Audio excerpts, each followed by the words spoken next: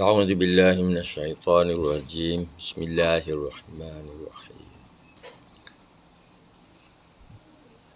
الله أكبر الله أكبر الله أكبر الله أكبر الله أكبر الله أكبر الله أكبر الله أكبر الله أكبر ولله الحمد.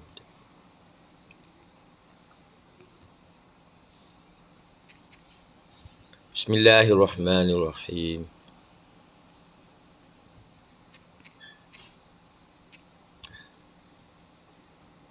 الحمد لله رب العالمين والصلاة والسلام على سيدنا محمد أشرف المرسلين وعلى آله وصحبه أجمعين.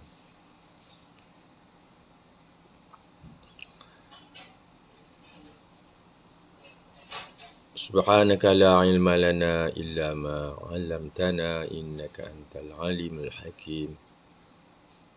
رب اشرح لي صدري ويسر لي أمري واحلل عقدة من لساني يفقه قولي. آمين يا رب العالمين.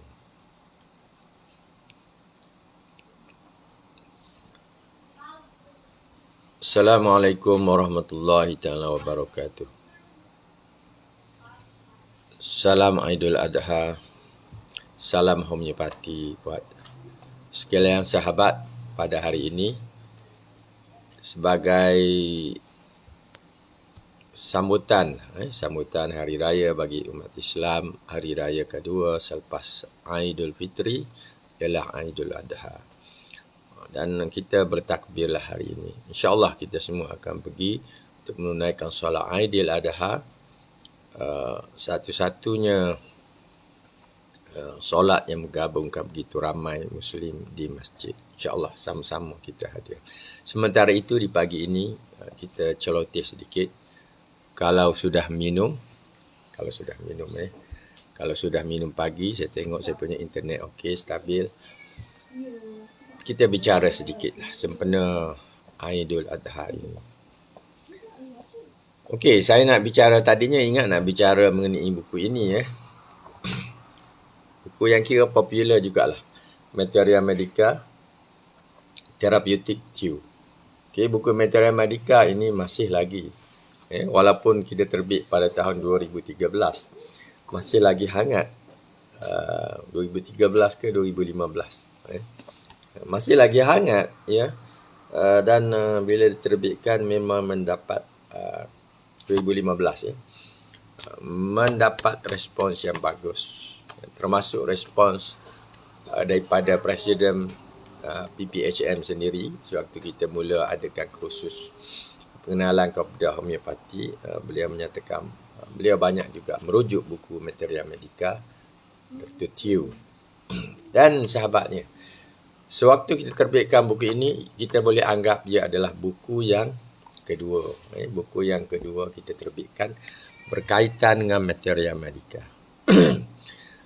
Yang pertama, kita terbitkan buku Penawar Homeopati Pilihan, iaitu yang memberi fokus pada perubatan herba. Okey. Itu kita terbit pada tahun 2000. Okey. Selepas buku pertama, Perubatan Homeopati. Buku kedua, Homeopati Perubatan Alaf Baru. Buku ketiga ialah Penawar Homeopati Pilihan. Buku yang pertama banyak memperkenalkan homeopati dari banyak aspek. Dari segi sejarahnya, dari segi falsafahnya, dari segi apa yang kita katakan sebagai permulaan homeopati di Malaysia-nya. Kita perkenalkan first aid dalam homeopati. Homeopati pun ada remedi-remedi yang kita klasifikasikan kepada first aid. Kita ada juga memperkenalkan Materia Medica ataupun remedi-remedi homeopati. Kita juga memperkenalkan perubatan biokimia. Kita juga memperkenalkan homeopati dalam hubungannya dengan Islam. Maknanya, buku pertama kita boleh dikatakan hampir mencangkupi ilmu-ilmu yang kita boleh pelajari daripada homeopati. Kemudian kita follow dengan buku Homeopati Perubatan Alaf Baru sempena kita masuk tahun 2000. So kita telah mulakan Homeopati Perubatan Alaf Baru, menyambung bahagian sejarah bagaimana beberapa orang, kita beri contoh, mereka begitu terpikat dengan homeopati akibat insiden yang berlaku kepada diri masing-masing. Dan hakikatnya itulah yang menjadikan homeopati itu berkembang. Selama 100-200 tahun itu ialah akibat orang yang mencoba homeopati itu mendapat pengalaman-pengalaman yang menakjubkan. Sebab itu ada buku yang sebut Miracles of Healing. Maknanya kesembuhan dalam homeopati itu adalah suatu keajaiban.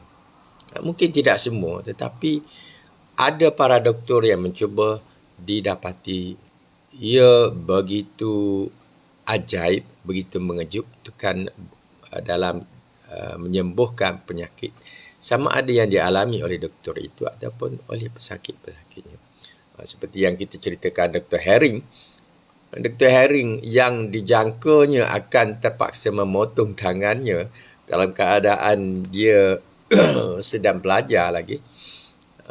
Tetapi kerana diselamatkan oleh satu remedi homeopati, menyebabkan beliau ingin mencuba dan ingin melakukan uji bukti sebagaimana Dr. Hahnemann.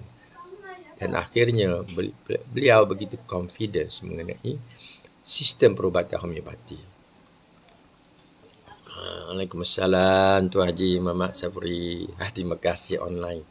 Tak ramai yang ingin online pada pagi ini.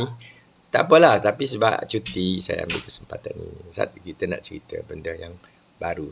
So sahabatnya, tadi memang saya rancang nak cerita sedikit ada mengenai rawatan gout yang ada di dalam buku ini. Materia medika homeopati yang ni kita sebut yang kedua. Materia medika yang kedua yang kita terbitkan selepas penawar homeopati pilihan yang fokus pada herba, yang ini fokus kepada rawatan secara terapeutik. So kita beri nama materia medika Therapeutic Tew kerana mengambil sempena bahan asal yang ditulis sewaktu kita belajar dengan Dr. Tew. Cuma bezanya di dalam buku ini kita buat dalam bentuk remedi-remedi. So itulah yang menyebabkan ia dinamakan sebagai materia medika. Kalau tidak kita sebut buku Therapeutic Tew. Kita boleh buat juga secara langsung daripada hasil karya Tew dan kita terbitkan sebagai Therapeutic Tew. So itu adalah karya Dr. Tew secara keseluruhan.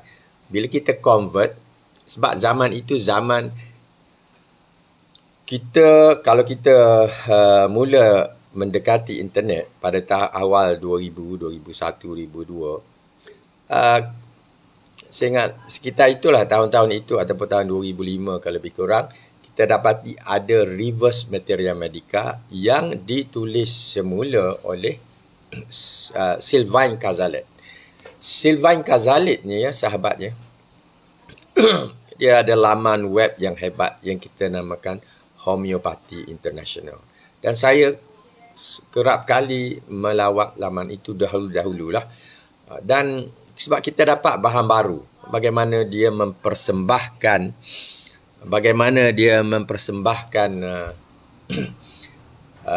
karya Dr. Ken, iaitu repertory Ken dalam bentuk materia medica. Dan apa yang dibuat oleh Sylvain Cazalet ni, saya percaya dia ni orang Perancis. Saya tidak lihat pada data dia, tapi beliau famous lah dari segi homeopati international tu.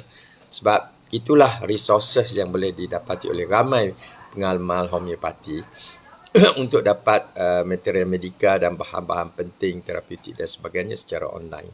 So idea itulah yang memberikan kepada saya untuk mengubah terapeutik Dr. Tew dan kita reversekan terapeutik Dr. Tew menjadi dalam bentuk materia medika.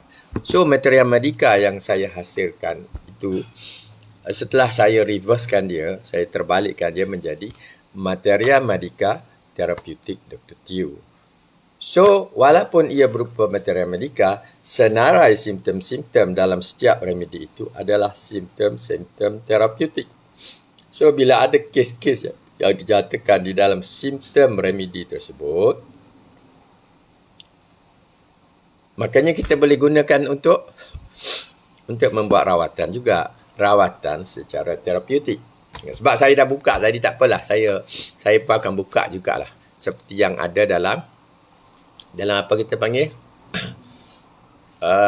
Ramai daripada kita juga sudah membelinya yang kita sebut sebagai e-book. E-book, the only e-book yang bicara yang ada banyak buku yang bicarakan mengenai bahan-bahan yang penting untuk orang-orang baru dalam homeopati, iaitu e-book yang sekarang kita namakan e-pengamal.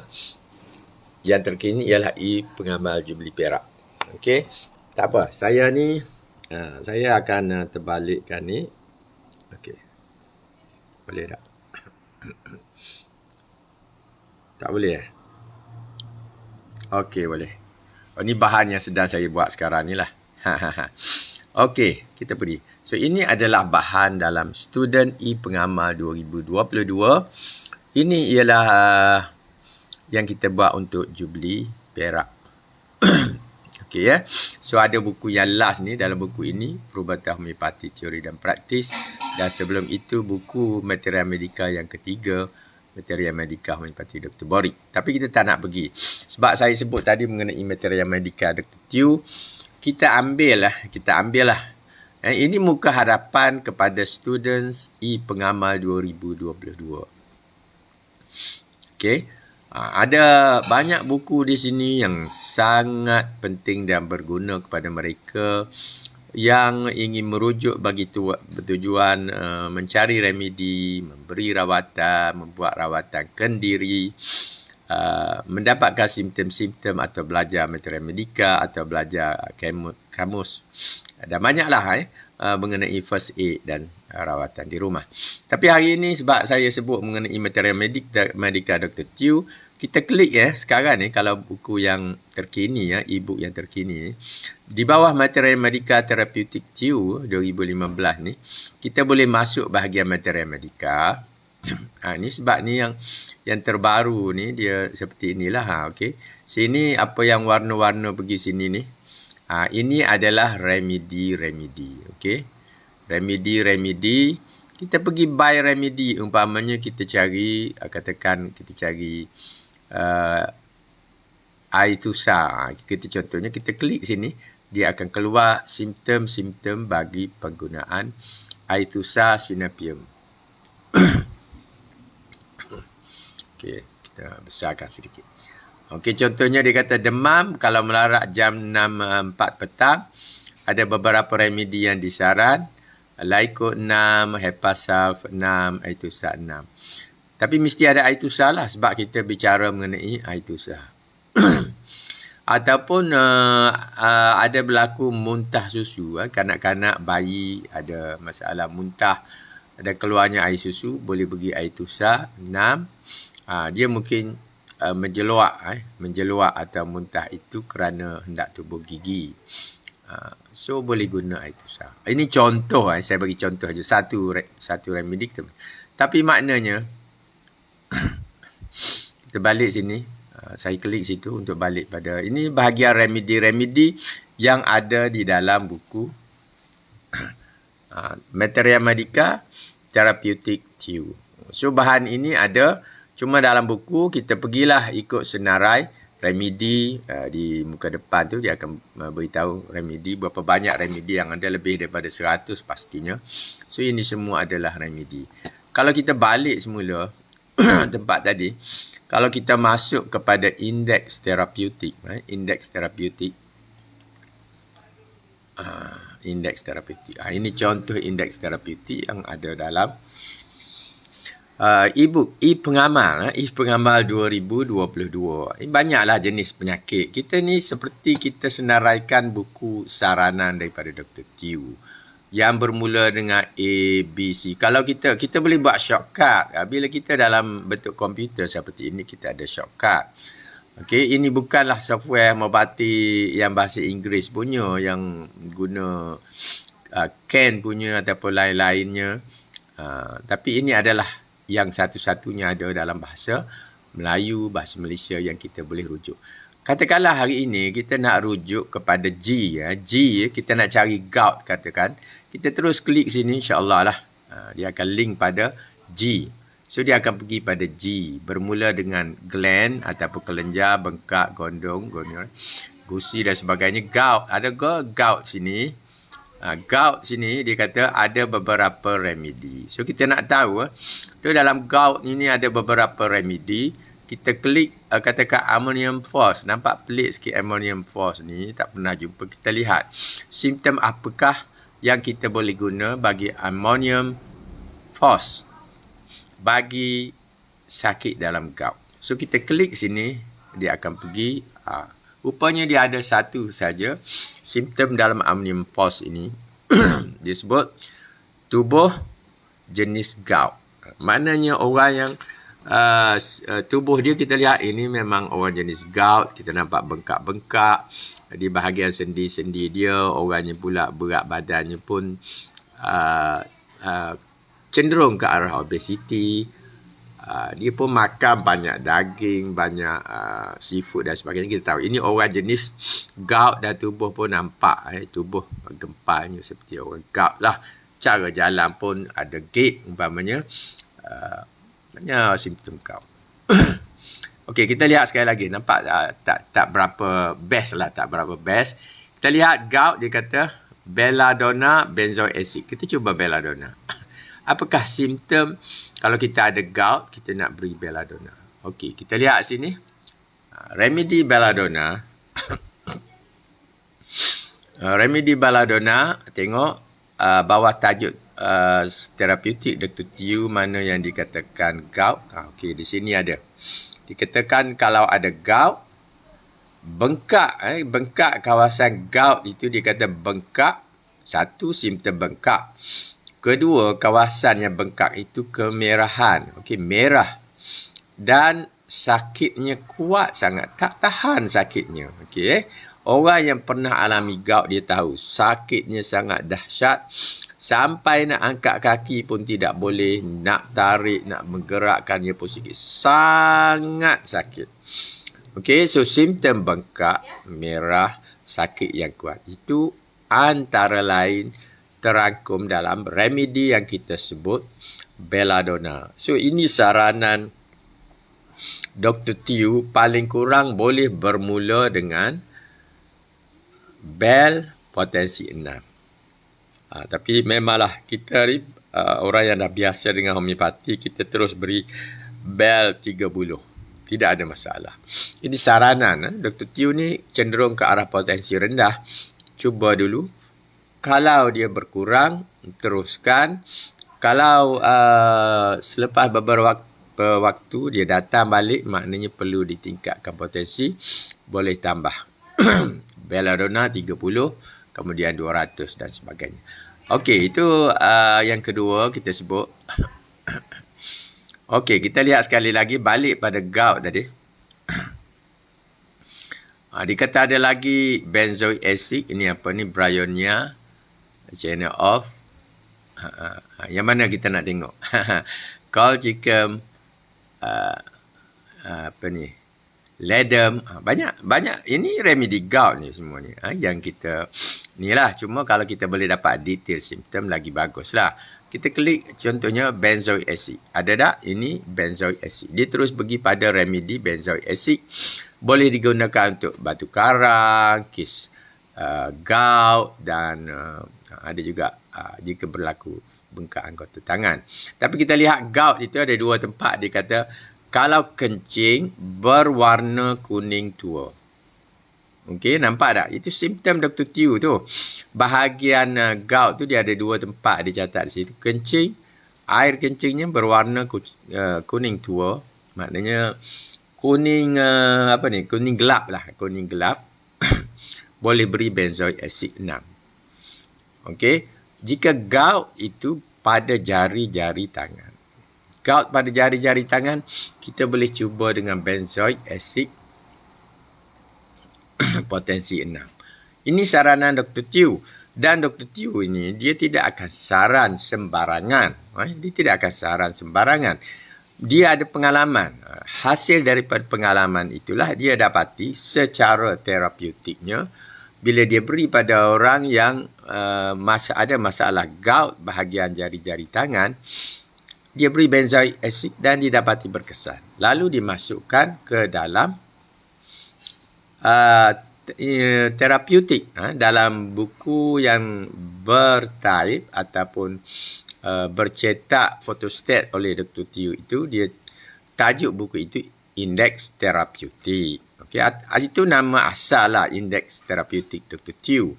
Yang mana kemudiannya bila saya tukar, reversekan dia menjadi Materia Medica Terapeutik Tew. Okey. Okey, saya balikkan. Okey. So, itu contoh. Itu sebab hebatnya boleh saya berikan. Bukan nak memuji diri dalam hal ini, bukannya. Tapi sebab kita dapat respons yang bagus mereka yang menggunakan buku ni, alhamdulillah. Dan kita dapati juga ada mereka yang membuat kelas-kelas menggunakan buku ini sebagai asas mempelajari simptom-simptom terapeutik dalam membuat rawatan.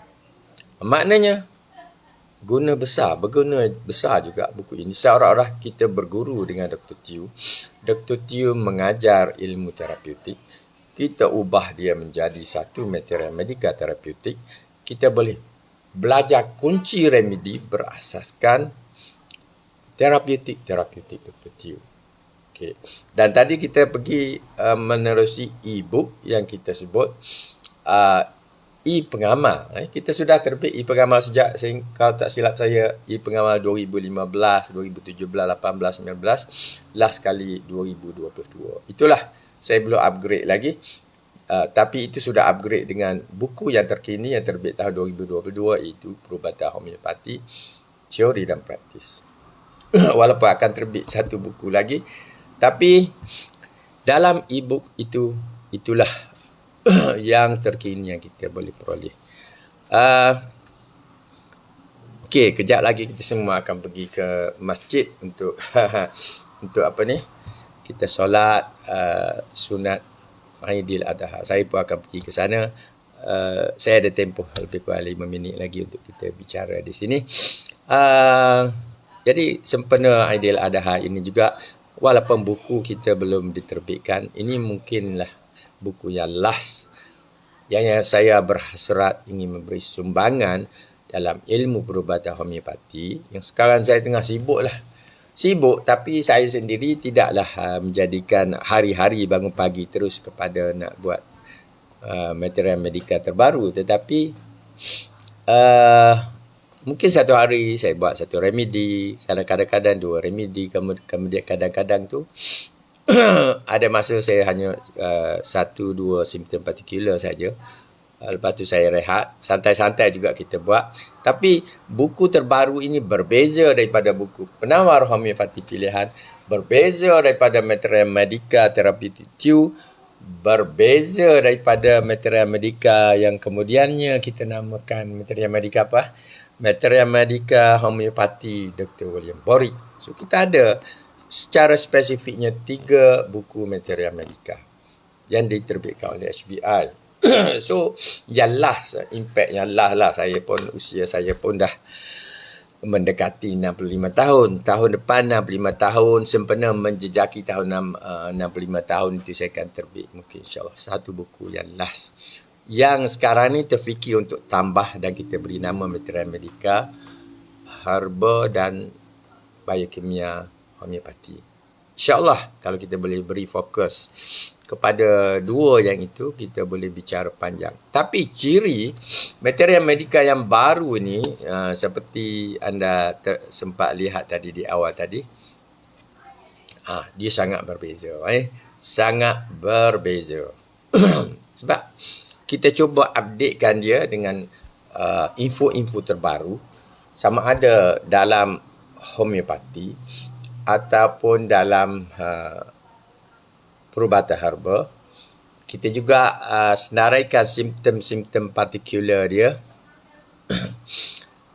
lebih sedikit daripada Dr. Borik. Kita masukkan apa yang orang lain cerita mengenai simptom-simptom partikular tersebut. Kita tambahkan dengan apa yang ada dalam Dr. Borik, buku yang sebelumnya kita buat. Dan kita juga ada perbandingan material medika, aspek yang saya kutip daripada I.D. Johnson untuk kita masukkan untuk melihat perbandingan. Okey. Okey. Ni saya sekarang nak bawa kepada contoh lah. Ini yang baru settle lah. Yang sebenarnya baru settle.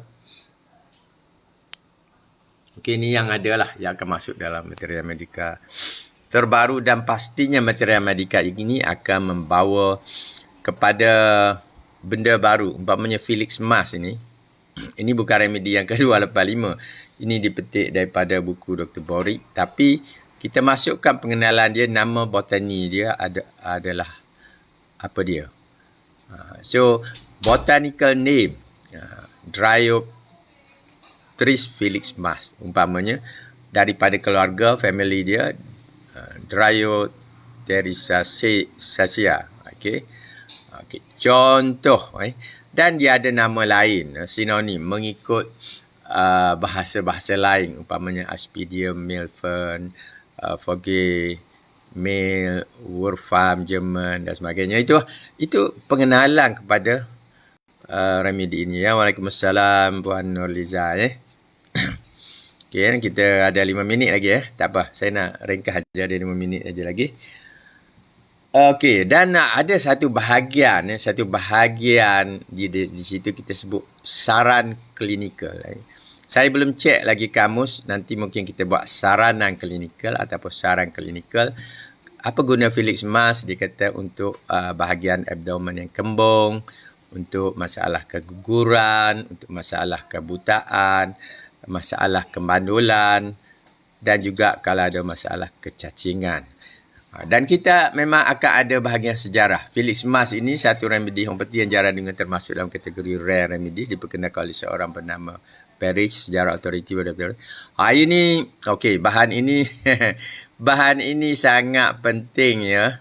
Kita tengok remedi, jarang kita masukkan di mana bahan-bahan yang boleh dapati detail simptom atau detail proving dia boleh ada di sini. So Felix Mas ini bukan remedi yang di-prove oleh Dr. Hahnemann. Dan kita masuk juga contohnya laman RX list, boleh dapat di dalam Google. Dia menyatakan Milfern adalah sejenis pokok beracun, diambil secara dalaman boleh menyebabkan kematian. Banyaklah. Ini memang hanya dalam buku terbaru. Belum ada lagi buku yang kita terbitkan yang mempunyai ceritanya seperti ini. Okay? Dan kita masuk contoh di sini dalam satu kajian oleh Ernest. Ini scientific punya research. Ini scientific punya research. Dinyatakan bahawa Felix Mas adalah digunakan dalam perubatan tradisional, khususnya di bahagian selatan Nigeria bagi merawat inflamasi, arthritis rheumatoid, luka-luka dan boro ulcer. Cerita. Tapi ini membawa kepada material medika ini menjadi terkini sebab bahan baru. Kemudian kita bawa balik hasil proving yang diceritakan oleh J.H. Clark. Contohnya, J.H. Clark mengatakan Milfern telah pun diiktiraf sebagai satu vermifuge atau remedi untuk masalah cacing sejak zaman Galen lagi, dan Dioscoride memberikan kredit kepadanya dengan kuasa yang boleh menyebabkan kemandulan dan keguguran. Contoh, itu catatan Dr. J.H. Clark. Jika anda baca buku J.H. Clark dalam bahasa Inggeris, dia ada catat dan saya terjemahkan, masukkan di sini. Ini memperkayakan remedi ini. So, Dr. Borik memperkenalkan Felix Mas sebagai satu remedi untuk simptom cacing, terutama beserta dengan sembelit. Okey, banyaklah. Kemudian kita ada simptom-simptom partikular. Minda dan simptom partikularnya akan lebihlah sedikit daripada yang ada di dalam buku-buku Borik. Umpamanya bahagian hidung situ, kegatalan pada hidung tidak ada dalam buku material medika homeopati Dr. Borik yang kita saring pada tahun 2021 dahulu. Bahagian muka pun tak ada. So bahagian muka ini kita kutip daripada J.H. Clark. J.H. Clark. Dia kata ada wajahnya pucat, lingkaran ribu mengelilingi kedua mata. Saya kena cek balik. Kenapa saya tulis lingkangan? Oh, ini silap. Ini sebab itu perlu. Saya memang akan buat semakan selepas ini. B. Sepatutnya B sini. Saya akan cek balik. R sini. Itu salah ejaan. Lingkaran biru. Sebab itu sahabat ya, tidak mudah untuk kita buat terjemahan, kutipan untuk kita kod sikit-sikit. Kita kena cek balik. Biru boleh jadi ribu. Ribu boleh jadi biru. Okay? So, muka untuk orang yang perlukan Felix Mbas ni, wajah dia pucat. Ada lingkaran biru mengelilingi kedua mata. Ada gaya gaster. Kenapa ni? Ini baru saya buat beberapa hari yang lalu. Lawyer. Okay? Gaster. Ada lawyer. Sakit selepas mengambil makanan. Ini tambahan. Tidak ada dalam Dr. Body. Tetapi sebab kita kutip daripada beberapa material medikal, so ada. So, lebih lengkap lah. Okey, yang baru saya settle semalam, ini berkaitan dengan gelsemium. So, kita lihat gelsemium ini pun remedi daripada herba. Okey, seperti tadi juga kita masuk. Apakah botanical name dia? Gelsemium sempivirens. Apakah family name dia? Longanaceae itu. Sinonim dia, nama-nama lain. So, bahan-bahan ini memang anda kena baca banyak buku. Tapi kita cantumkan untuk kemudahan mereka yang berminat dalam homeopati dan pengamal juga. Ada saran klinikalnya seperti yang disebut kalau Dr. Clark berguna untuk amaurosis, neuralgia crural anterior, demam bilious, afeksi pada otak, choroiditis, demam selsema, semelik. Ini banyak. Kegunaan disaran untuk kegunaan klinikal. Banyak. Vertigo, tremor. Ini bahan yang boleh kita rujuk. Gelsemium maknanya banyaklah masalah-masalah sakit tu boleh dirujuk kepada remedi ini. Okey, so saran klinikal, dan kita ada juga gelsemium ni sejarah dia macam mana, jenis pokok apa.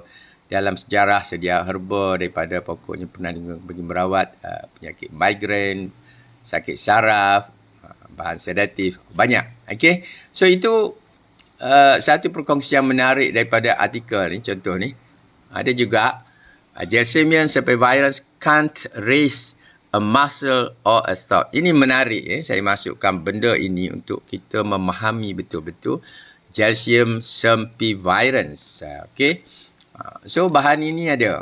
Ada bahan ini ada, insyaAllah kalau kita nak cari dalam internet, maknanya banyaklah yang research yang kena buat. Alhamdulillah, bila terbit buku ini, kita akan mudah mengenali.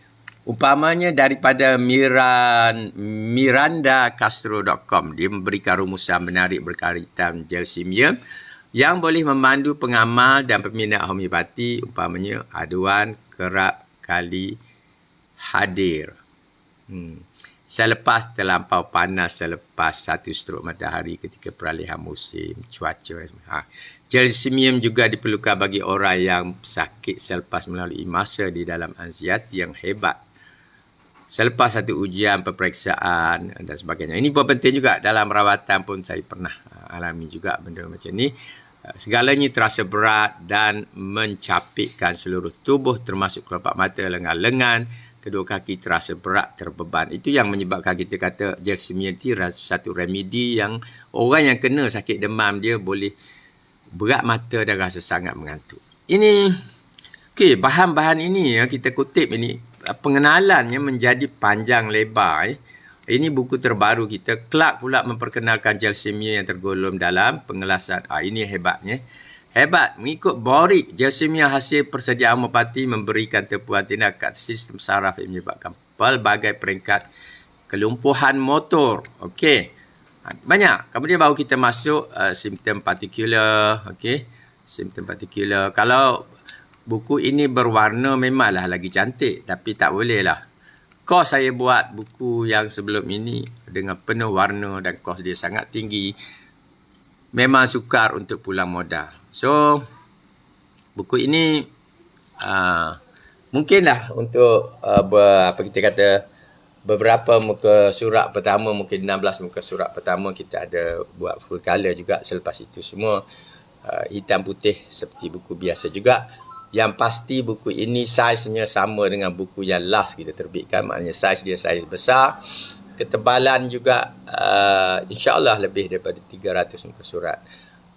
Dan saya percaya sahabat ya, jika berdasarkan apa yang saya tunjuk sedikit tadi, ia adalah berbeza daripada material Medica, kita sebut penawar homeopati pilihan sebelumnya, ataupun material Medica Tiu, ataupun material Medica tahun 2021, Dr. Boric.